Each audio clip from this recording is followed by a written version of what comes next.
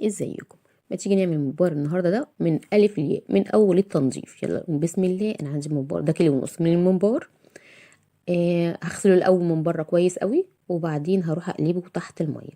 طبعا انت لو مش عايزه الدهون دي ممكن تشيليها، بس انا سايبه نسبه صغيره كده زي ما انتم شايفينها، وهروح تحت الميه وبيبقى سهل قوي. ولا عصايه ولا خله ولا اي حاجه كده، وهنعمله تحت الميه بسهوله. الاول هسيبه سليم وبعد هقلبه زي ما انتم شايفين. طيب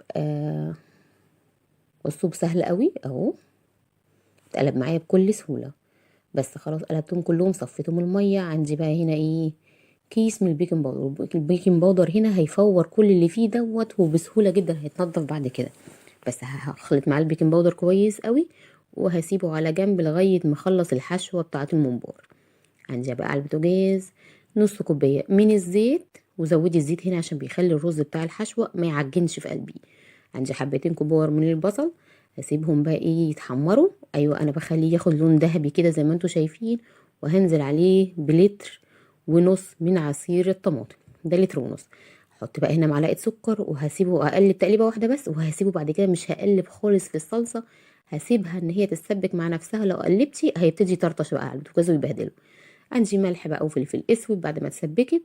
هحط شطه وبابريكا، طبعا مش عايزه شطه استبعدي. عندي كزبره وعندي كمان كمون، بس مش هزود حاجه تاني. بس بص هي اتسبكت خالص اهي.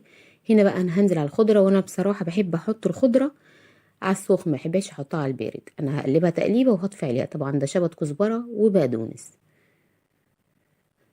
بس خلاص كده انا هطفي اهو. بس انا بحبها تتحط على السخن، اطلع ريحتها بيبقى احسن. بس هي خلاص خلصت بقى، هسيبها تبرد على جنب. هحط لها بقى هنا ده كيلو ونص من الرز، عشان انا عندي كيلو ونص من الممبار. عندي كمان هنا 5 حبات من الطماطم مقطعهم، بتبقى حلوه قوي. يعني انا بحب احط طماطم متسبكه وكمان متقطعه، بيبقى حلو قوي في الممبار. ادي الممبار كده بعد النص ساعه بقى هنروح ننضفه. عندي نص كوبايه من الخل عليه، وكمان هعصر ليمون عليه. بص بقى هتلاقي كل حاجه فصلت، يعني انت حتى بايديكي بس كده. بصي بصي بينضف. طب وللناس الموسوسه بقى، انا عندي كمان بقى هنا دي الليفه اللي هي بتاعت المواعين، بس سفنجه المواعين جديده. طبعا مش غاسله بيها مواعين ولا حاجه، ها. اوعي تجيبي واحده قديمه عندك تعملي بيها. بصي مجرد ما تعملي كده كل حاجه بتنزل اهي. بس بسهوله بقى، ومش هيبقى فيه ريحه زفاره، ومش هيبقى فيه اي حاجه خالص. اخلصهم كلهم واغسلهم مرتين 3 4 كمان لحد ما ينضف كويس قوي بقى بالميه بقى. خلاص بس هبتدي ان انا اقطعهم بقى هنا بالحجم اللي انا عايزاه. هبتدي افتحها من جوه كده واغسل تاني مره من جوه. دي اخر غسله انا هغسلها بعد ما قطعتهم من جواه. خلي الميه تخش جوه الممبار كويس. هاخد بقى من الحشوه بتاعتي حبه حبه كده على جنب، عشان ما بهدلش الحشوات بتاعتي. لو فاض منها حاجه ما تبقاش ما يجرى لهاش حاجه. هفتح الممبار كده واقلب طرفه، وابتدي ان انا احشي.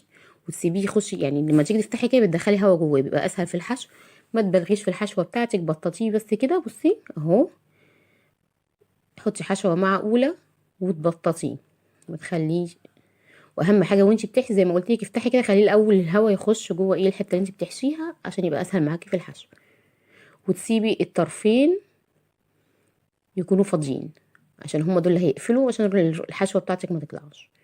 بص انا بقى هنا ولا هقفل بخيط ولا هخرم المنبار بتاعي ولا اي حاجه خالص. انا بس هسيب الطرفين بس كده، ما يكونش مليان للاخر. عندي ميه بقى بتغلي، لازم تكون بتغلي على البوتاجاز. وهبتدي اسقط المنبار ده بتاعي فيها. هو هيخلي الحروف تقفل وهيستوي. هاتي حاجه واسعه، اهم حاجه اهم حاجه يكون حاجه كبيره، علشان الممبار ده ياخد راحته وهو بيستوي. حط ورق لورا بقى وحبهان وفلفل اسود، وهحط كمان فصين قرنفل.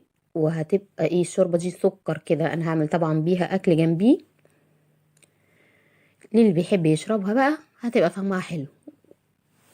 انا هسيبهم يغلوا وانا مغطيه الغطا كده، وبعد ما تغلي على نار عاليه هبتدي اللي انا هحط الغطا يبقى نص كده، وهوطي على الاخر، عشان اللي هو بيغلي مع بعضيه ممكن يخليه يفرقع اهو. بسم الله ما شاء الله، ولا واحد فرقع ولا واحد. يكون داخل على سوا بقى هبتدي ازود الملح. انا ما حطيتش ملح من الاول. يكون داخل على السوا او محطه الملح. انا هعرف ان هو استوى، طلع شويه كده من الجنب الاقيه استوى. عندي بقى زيت مغلي، واحط على فيه رشه ملح. وخدوا بالكم بقى لا تكلسوا، انا ايدي هنا اتحرقت بس ما كانش بمبار، كان في حاجه تانية بعمله جنبيه وايدي اتحرقت منه. حطي كده بالراحه. طبعا انا طلعت المبار ده الاول من الشوربه بتاعته وسبته يتصفى من الشوربه عشان ما يفرقعش وانا بعمل ايه، وانا بحمره. بس حمرته كله. ودي كانت وصفتي النهارده، يا رب تكونوا استفدتوا مني. اشوفكم في وصفه جديده. سلام.